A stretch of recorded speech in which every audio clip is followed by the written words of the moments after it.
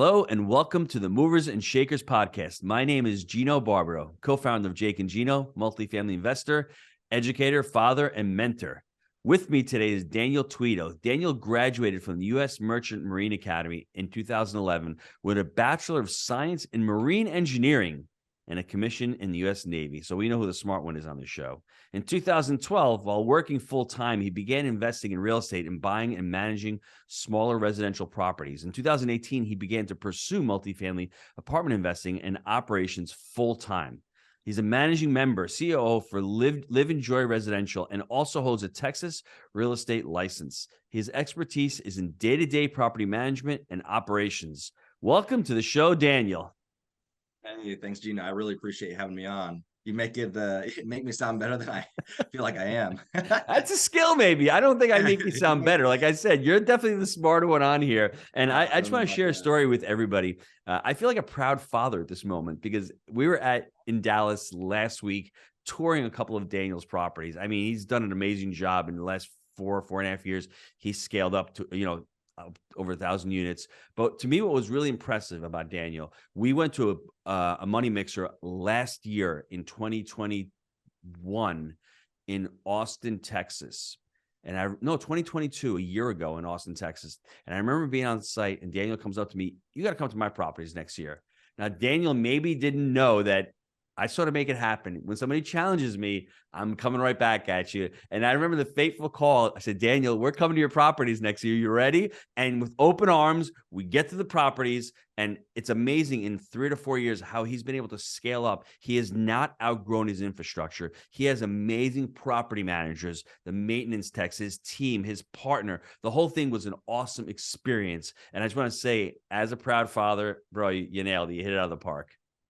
Thank you. I feel like I'm a proud son, actually. I feel like, after being mentored by such great people, I'm like, hey, Dad, look what I did. This is so great. Well, what's So funny? the feeling is mutual. But it's a father-son thing. Like the father can teach you, but the son has to do the work. And I want to convey that in the show. We're going to go through Daniel's strategy, the story of why multifamily, how he added value, how he's going to continue to grow his portfolio. But for those of you out there that are not willing to put in the work and work on mindset, we're going to touch on that as well. Just shut the show off right now. You're going to waste your time because a lot of work has gone into this. Thousands of hours have gone into it. And for those of you that say, I don't have enough money, well, Daniel did not have a lot of money.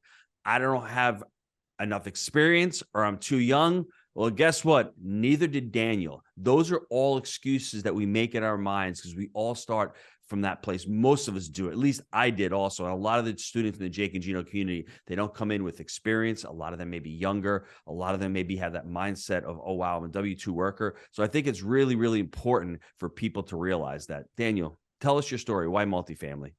Yeah. So, 5 years ago, I started getting more into multifamily, and I had some experience and success in smaller residential, and that was what really turned me on to residential real estate. We had bought and rehabbed a 3-unit property in Charleston, and then we refied and rolled. We did that 2 more times, 13 and 14, and that was really what started the trajectory of getting into real estate. I had put my money into mutual funds and stocks and some of these other things that I didn't have any control over.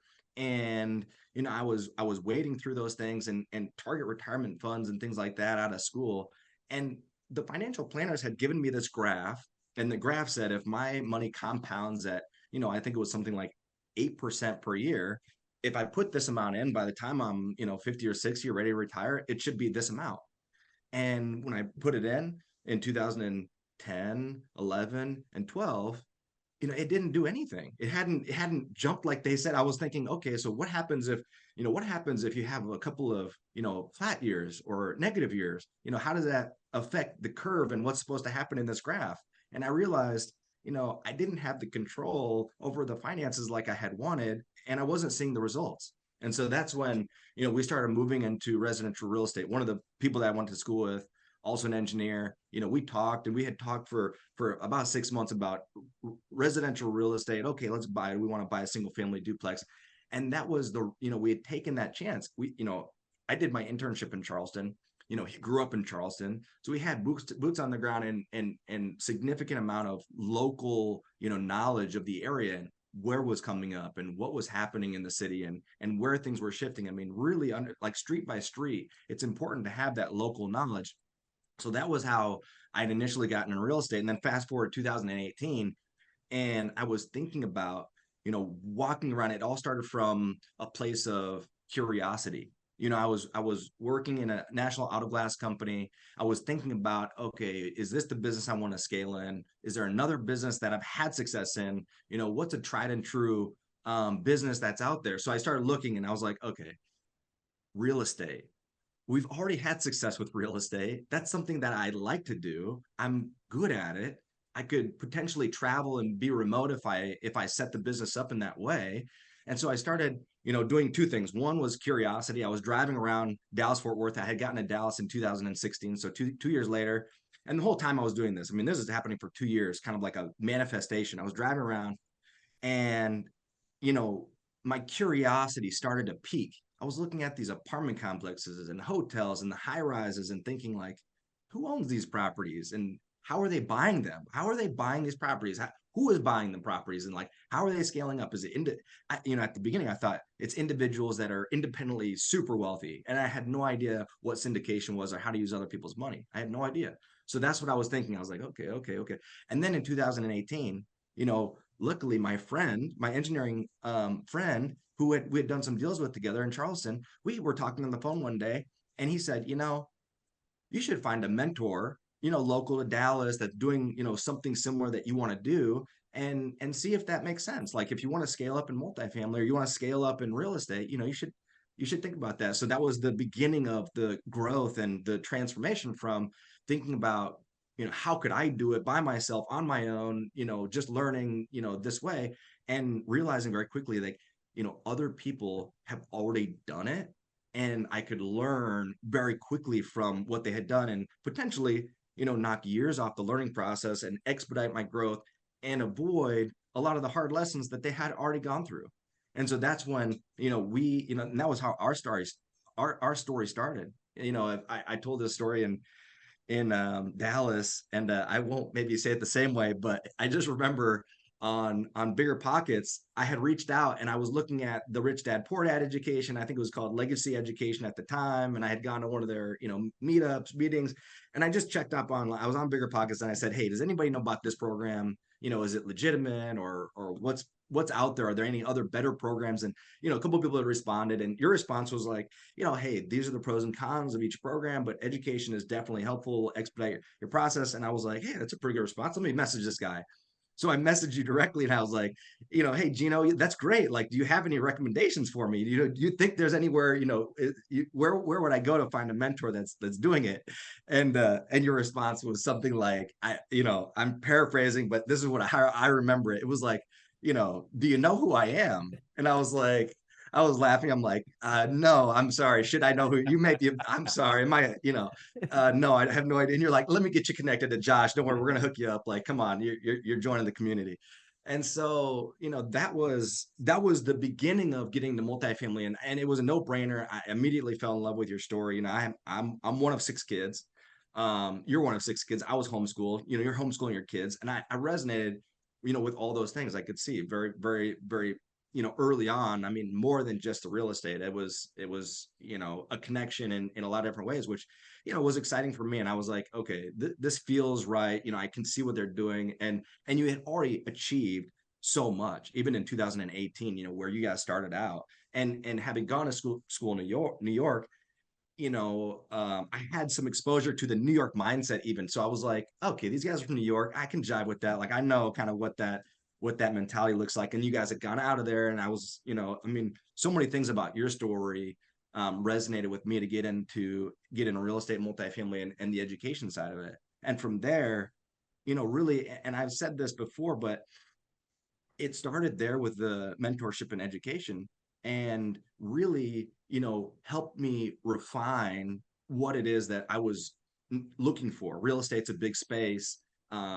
There are so many industries and niches inside of real estate. And so multifamily and what you guys were doing just helped me refine it and focus, and then start to really think about, and like Gino said, there's a tremendous amount of hard work that's required. It doesn't just happen by itself. You don't,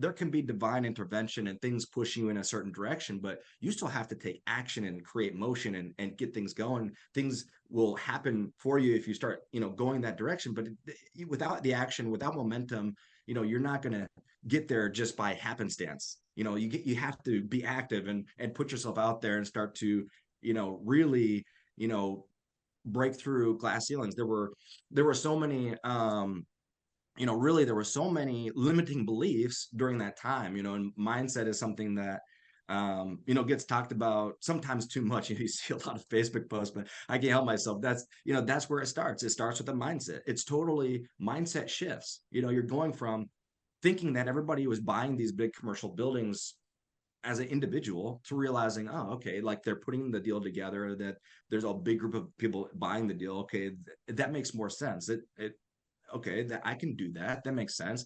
And then, for me, and this is why, really, people thinking about, any of their limiting beliefs, that's like, I can't do it because, XYZ. I'll tell you, for me, it was a similar transformation and process, like, being 29 years old and not thinking that I was too young, along with everybody else. I was like, oh man, I wish I'd learned about this 10 years ago. I'm late to the game. That's how everybody feels. And they learn about it, they start getting into it, and they start feeling this pressure of, oh, I'm late. I haven't learned enough. I haven't, done all these things. I mean, even at 29, I was starting to think about it and thinking, I'm late. I should have learned this 5 years ago. Where would I be?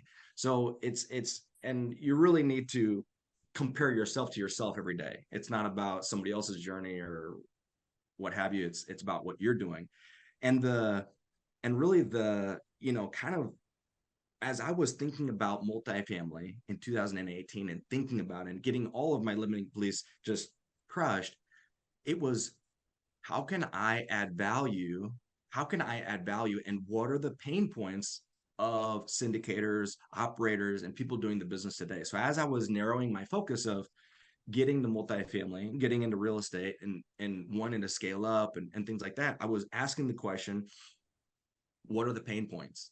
What are people struggling with? And then also thinking about, what are my gifts? Like, I'm trying to think. I don't want to misquote somebody, but I'll just say, somebody, some speaker talks about this, like, your special gift, right? Like, you have something that maybe somebody else doesn't have, or you're able to contribute something or in some way is different from somebody else. And that's the beauty of partnership. This is a team sport. Commercial real estate is a very, very team oriented sport.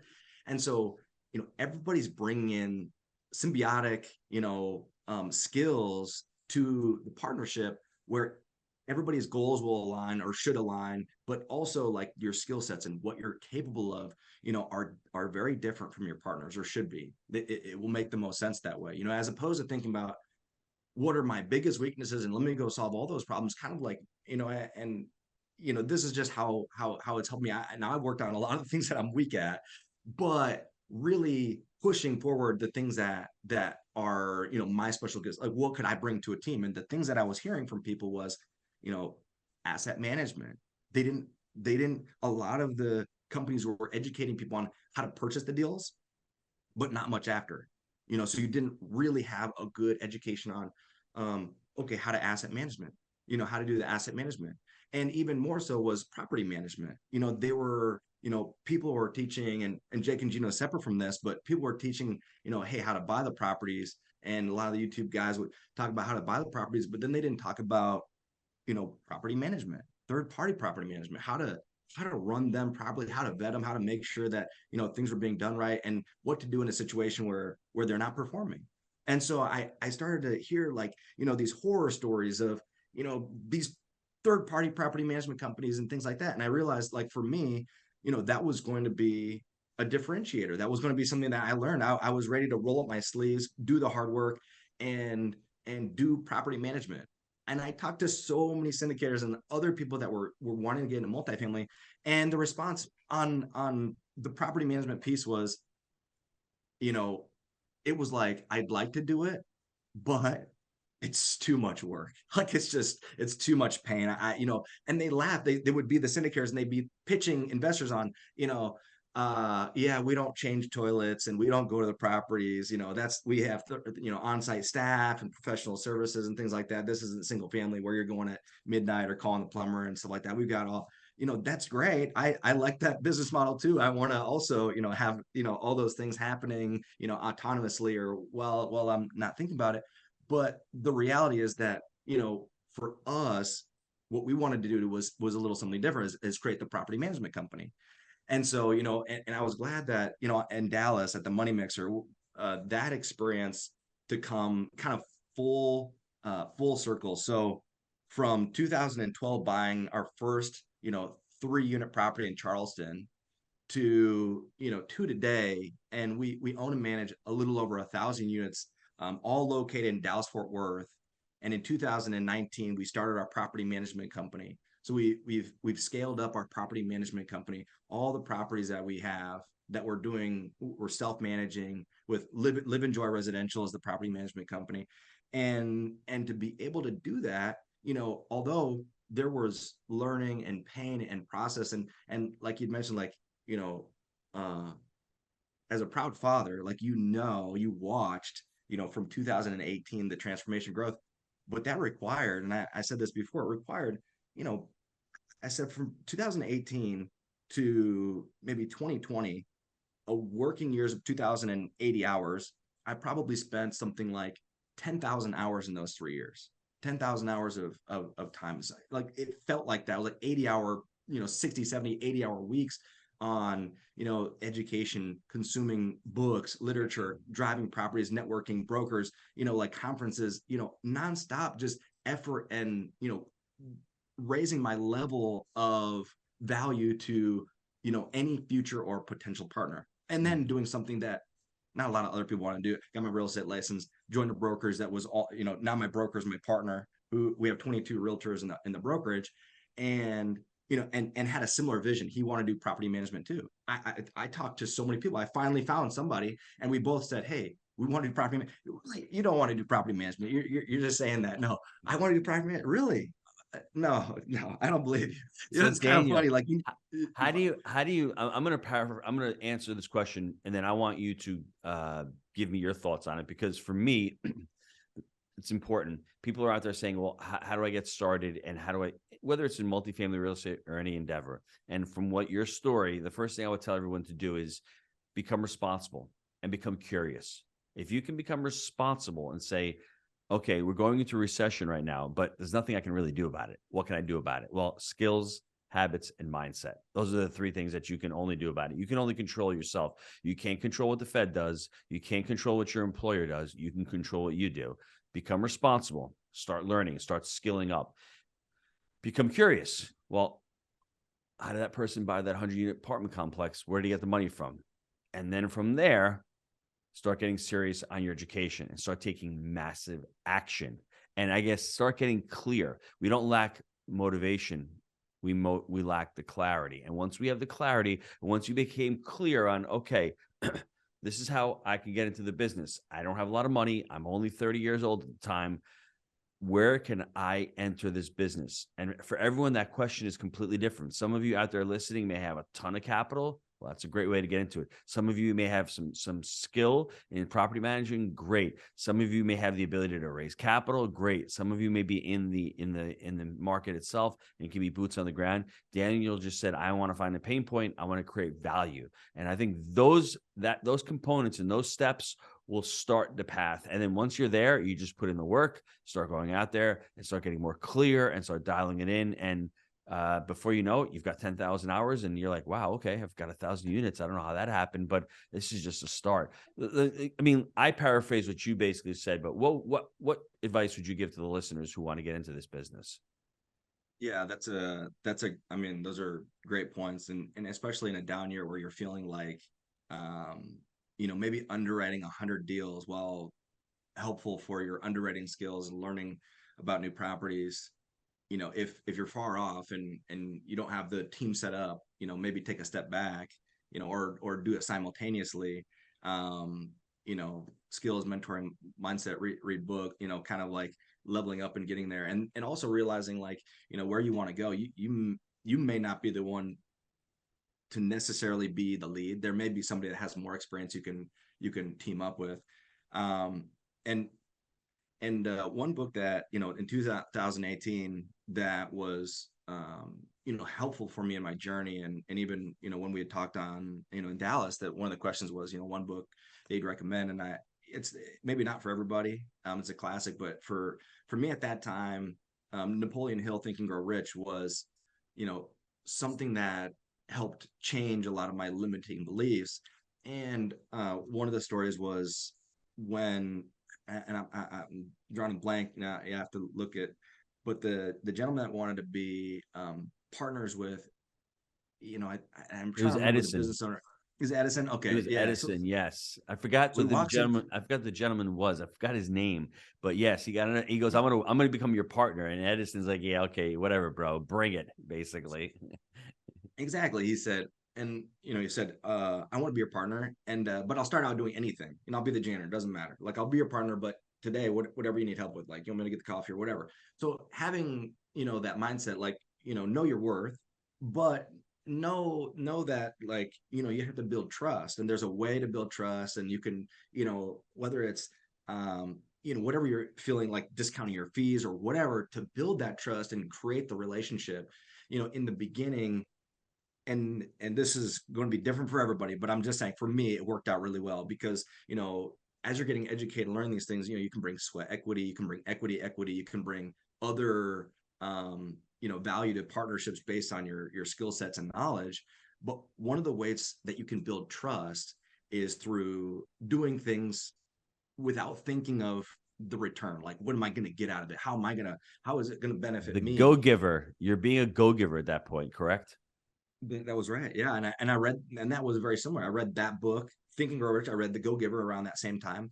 And so I was looking for people to give an opportunity. That's it. I didn't Hmm. even, I was like, pay me, don't pay me. That's fine. I'll just show you what I can do. And then after that, you let me know if you think that's valuable. Hmm. And so that's what I was looking for, is that type of symbiotic relationship. And if somebody felt, and the thing is, in that, you have to be so careful, because like, from age, 0 to whenever you transform into this mindset, you think, what am I going to get? How's it going to benefit me? Where's my raise coming from? That at 4%, I got to get my benefits, or whatever. It's so easy to think, I can't believe this guy's taking advantage of me.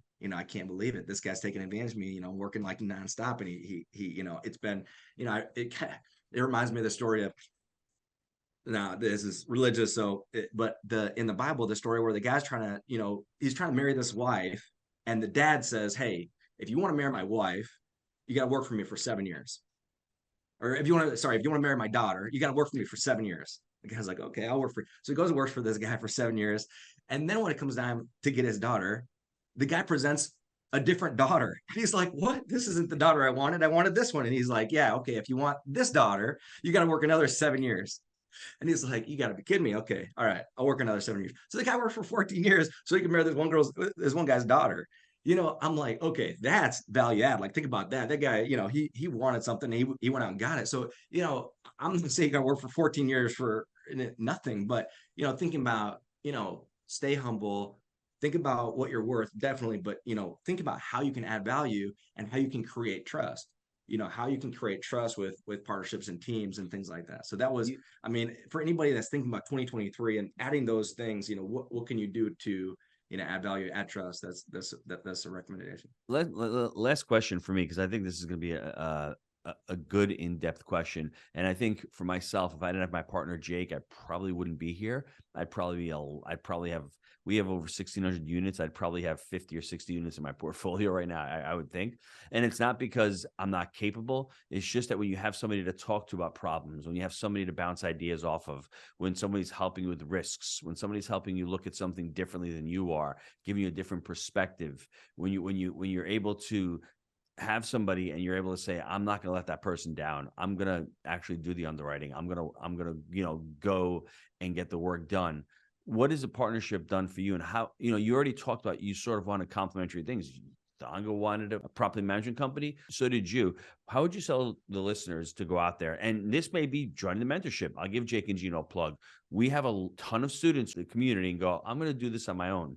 And then when they get into it and figure out it's a team sport, they're like, well, I'm going to go and find somebody. And we have dozens and dozens of students who partner up in the community, and it really works well together. You just got to put in the work. You got to come into the events and do all that as well. So can you give me your thoughts on that? Yeah, so that's that's a great point.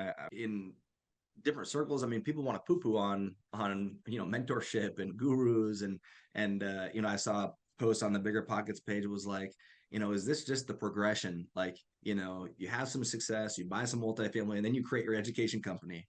It's like, a step-by-step process. You have a little success, you raise a little money, you buy some multifamily, and then you create the education company.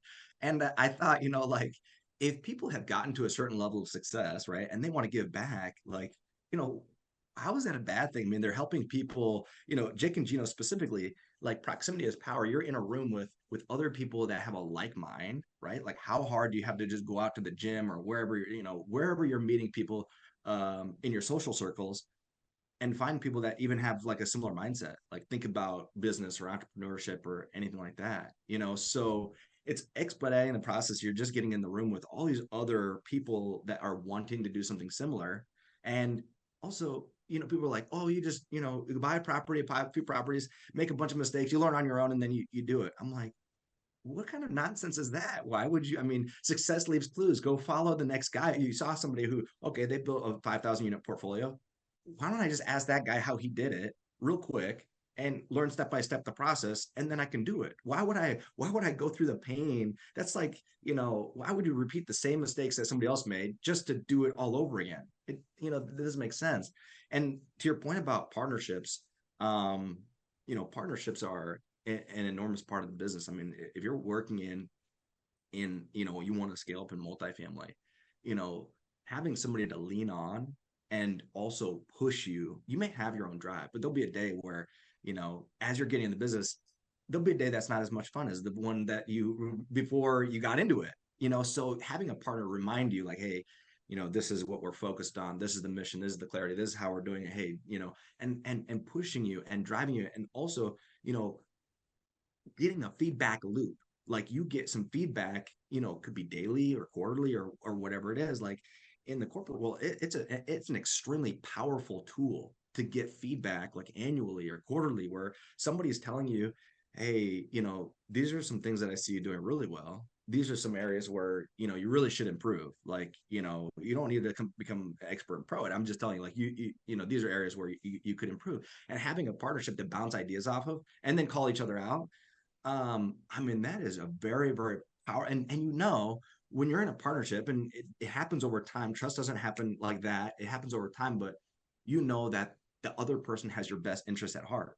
They're thinking about the best interest for the team, for you, for the company. They're not saying it to belittle you. They're not saying it to get a rise out of you or just, to push a button.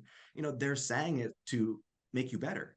And sometimes, like, that growth and the process is, can be painful a little bit. Like, you're learning a new skill, or you're having to, do something that you don't like to do, you don't want to do it, but they're saying you should do it. You have the skill set for it. This is something that, even if, we got to do it, there's, when you start out, there may be 3 people or 2 people, 4 people, whatever it is that are starting, like, there's a list of line items that need to be taken care of. Somebody has to take extreme ownership of and responsibility for. Like, there may be a few things that, those things were, whether they were your skill set or not, you may have to do it. But, Tanga, my partner, who's a broker, he started in real estate in 2009 in single family. And then in 2013 moved to multifamily. And so, having somebody's track record of background and experience, he had done so many residential transactions as a realtor and then broker. So having somebody that had that background as well, we were able to team up and move very quick. And then he has, like 19 years in corporate IT and IT project management, and he has his PMP. So he has, a very, very strong professional background. And so a lot of those things were complementary for both of us, you know, and we were both looking for, and then thinking about an aligned vision, right? Like clarity is power, and aligned vision. Like, hey, what are we trying to accomplish? Whether it's in the next 6 months or the next year or 5 years, like having an aligned vision. And that vision, you know, it may be tweaked here or there, like there may be some small changes, but having, you know, some high level like alignment in terms of what it is you're trying to, you know, go for, and how you're going to go about it. So there Mm-hmm. were, I mean, you know, team, I can't stress it enough. Team is so powerful, and then that goes not just beyond your partner. That means your vendors. Like, you know, you think about these people as, you know, your attorneys, your CPAs, your you know, HR consultant, whoever it is. You know, really, they're an extension of your company, and they're an extension of you, and so you want to have people that are similarly like really looking out for your best interest in a Mm-hmm. good way. In a good way, you know, if you just look for the, you know, best rate, and yeah, you can, that may You not know, be the team you know team how team that goes mindset. exactly. Yeah, Well, yeah. you're talking about culture. I mean, you mean really community and culture. I think are two of the important factors. I need to wrap the show up because there's so much in here. And before we do it, Daniel, I want, That's you know, it. before we sign off, I want people to reach out to Daniel if you have any questions, especially if you're in the Dallas Fort Worth area and you want to meet up with him. Bring out for a cup of coffee. But can you I'm just gonna say, imagine the I'm gonna story though? say, we're gonna figure this out. We're gonna figure this out. We're gonna get a Jake and Gino. We're gonna get the Wheelbarrow Profits meetup going in Dallas Fort Worth. It's been too long. I don't know. I was talking to so many people, and I don't know who we're gonna. Somebody's gonna lead it. We're gonna get some sort of monthly meetup. So if you're in Dallas Fort Worth, for sure, you know, we have to set that up. I would love that. But I think, listen, the story, simply put for everybody, Daniel in 2011, he graduates from the Merchant Marine. That's not real estate. In 2012, he starts looking at single family homes and small. That's not 100-unit apartment complexes. In 2018, he finally says, I need to start doing this. How do I get into it? Driving around, looking for stuff, joins Jake and Gino, and he just starts putting in the work. He starts grinding, starts taking down. His first deal is 160 units. It's syndicated. And then all of a sudden he says, where's the pain point? Where can I add value? Continuing to work.